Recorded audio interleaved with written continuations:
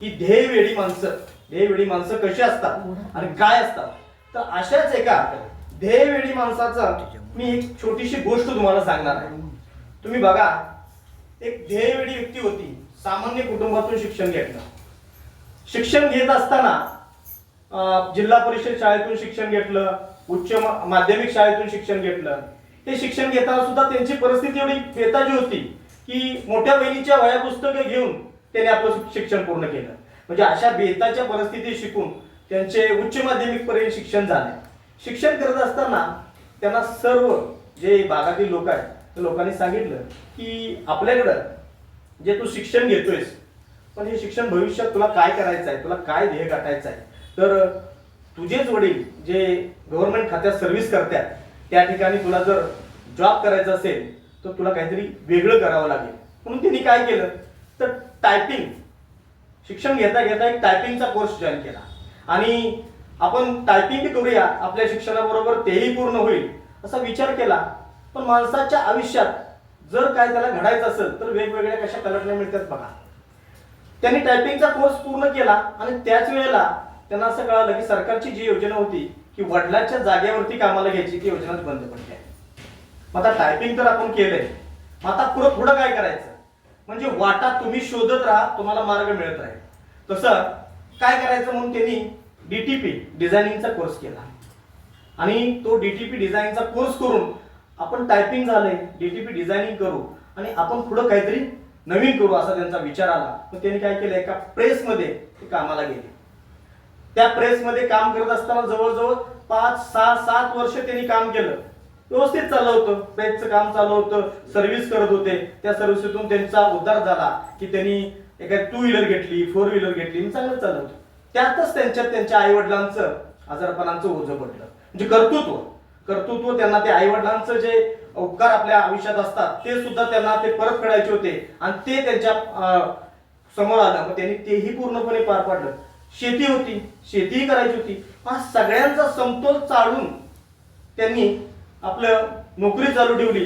पण त्यांच्या लक्षात आलं की आपल्या नोकरीत अजून आपल्याला ध्येयवेडी माणसं, ध्येयाकडे जायची त्यांची जी मनात होती ती त्यांच्या मनात जास्तच होती. म्हणून त्यांनी काय केलं, परत आपण नोकरीला राजीनामा देऊया, राजीनामा देऊन नवीन काहीतरी करूया असं त्यांच्या मनात विचार आला आणि त्यांनी स्वतःची प्रेस चालू केली. स्वतःची प्रेस चालू केल्यानंतर त्यांच्या लक्षात आलं गावातून पत्रिका येतात, मासिक येतात, अहवाल येतात, बरीचशीच अशी कामं त्यांच्याकडे आली आणि त्या कामातून त्यांना मासिकातून आर्टिकल वाचणं किंवा एखादी गोष्ट वाचणं, कविता वाचणं, अशा वाचनाचा छंद निर्माण झाला. वाचनाच्या छंदातून ते थोडे लिहू लागले. त्यांनी काही कविता लिहिल्या, काही गोष्टी लिहिल्या, असं थोडं लिहित गेले. वाचन झालं, लिहित गेले. आता वाचतोय आपण चांगलं, लिहितोय आपण चांगलं असं त्यांच्या मनात आल्यानंतर म्हणजे आपण वाचतोय, लिहितोय हे आपल्याला व्यक्त होता आलं पाहिजे आणि आपल्याला व्यक्त पुढं समाजापुढं झालं पाहिजे असं त्यांच्या मनात विचार आला. मग आपण व्यक्त होण्यासाठी काय करूया असा विचार आल्यानंतर त्यांनी वर्तमानपत्र चाळायला सुरुवात केली. त्यावेळेला त्या आपल्या शहरातून बाहेर हे जे आता जे ग्लोबल व्यासपीठ आहे अशी प्रोसेस आपल्या शहरातून बाहेर होते.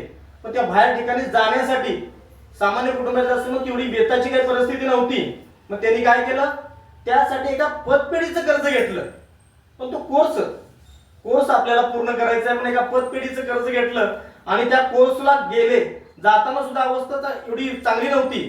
त्या ठिकाणी बाहेरल्या शहरात जायचं, तिथं राहायचं, शनिवार रविवारसारखं कोर्स, मग ते तिथंच राहायचं, कुठं हॉटेल मिळेल, कुठं पाहुणा एखादा मिळेल अशा ठिकाणी राहून आपला कोर्स पूर्ण करायचं हे त्यांच्या मनात ध्येय होतं आणि त्यांनी ते पूर्ण केलं.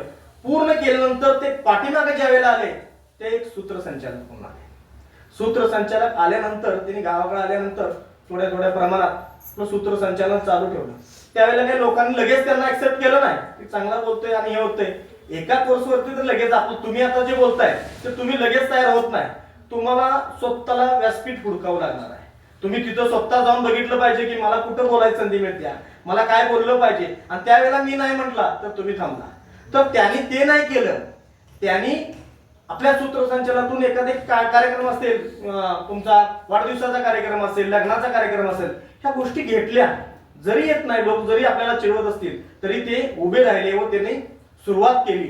सुरुवात करत असताना एवढ्या मोठ्या प्रमाणात सुरुवात केली की त्यांनी एकच कोर्स नाही केला, 37 कोर्स केले. आणि हे 37 कोर्स त्यांचे पूर्ण झाले त्यावेळेला पंचक्रोशीत सूत्रसंचालन करणारा असा दुसरा कोणता माणूस असं प्रत्येक व्यक्तीला वाटायला लागलं. म्हणजे प्रत्येक व्यक्तीच्या मनात हे आलं की एवढं चांगलं हे कसं बोलू शकतात.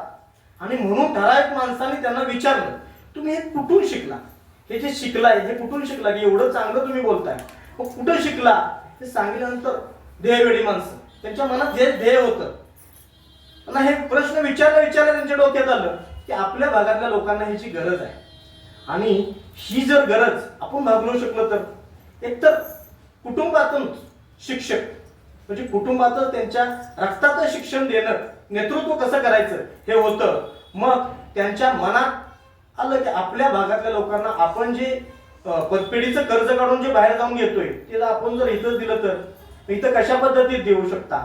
आणि त्यातून ग्लोबल व्यासपीठचे संस्थापक पानसकर सर यांनी ही ग्लोबल व्यासपीठ ही संस्था निर्माण केली. आणि ही जी गोष्ट मी सांगतोय ती दुसऱ्या तिसऱ्या कुणाची नसून ही पानसकर सरांची.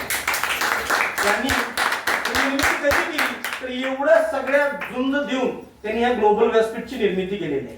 म्हणजे आणि मग त्यांच्या लक्षात आलं की आपल्या भागातल्या लोकांची आपण सोय जर इथंच केली आणि या ग्लोबल व्यासपीठची व्याप्ती एवढी वाढली की आज ही 25वी बॅच आहे. आणि मग मला सर आनंद वाटतोय की 25व्या बॅचचा मी एक प्रमुख पाहुणा म्हणून तुम्ही मला इथं बोलवलं. म्हणजे सुरुवात झालेली ही सुरुवात एवढ्या मोठ्या प्रमाणात केली की आता सातारा, सांगली, कोल्हापूर या ठिकाणी ग्लोबल व्यासपीठचं नाव होतंय. आणि ते सरांच्यामुळे, सरांनी जे आतापर्यंत जो खडतर प्रवास केलाय त्या प्रवासातूनच ग्लोबल व्यासपीठचं नाव होतंय हे मला सांगायला आनंद वाटतो. ह्या ग्लोबल व्यासपीठचं असंच कराड, सातारा, सांगली पुरतं मर्यादित न राहता महाराष्ट्रात नाव व्हावं ही सरांना सदिच्छा देतो. व तुम्ही सुद्धा सरांच्या सारखे एक ध्येय घडवून चांगले वक्ते उचला अशा तुम्हाला शुभेच्छा देतो व थांबतो. जय हिंद, जय महाराष्ट्र.